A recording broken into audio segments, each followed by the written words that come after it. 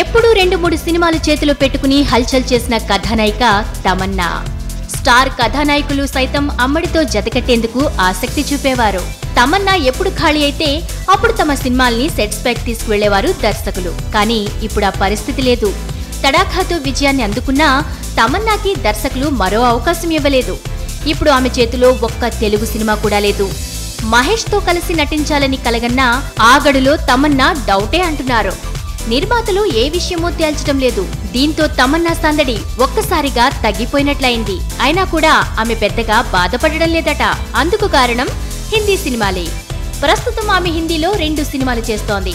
అక్షయ్ కుమార్ తో it's entertainment, Saif తో హమ్ షకల్ అనే సినిమాలు చేస్తోంది. వీటిలో ఏది హిట్ అయినా హిందీలో అవకాశాలు పెరుగుతాయని ధీమాని వ్యక్తం చేస్తోంది తమన్నా. హిమ్మత్ వాలాతో హిందీలోకి అడుగుపెట్టిన ఈ ముద్దుగుమ్మకి ఆరంభంలోనే ఎదురుదెబ్బ తగిలింది. ఆ సినిమా ఘోర పరాజయాన్ని చవిచూసింది. ఇక తమన్నాకి అవకాశాలు డౌటే అన్నారంతా.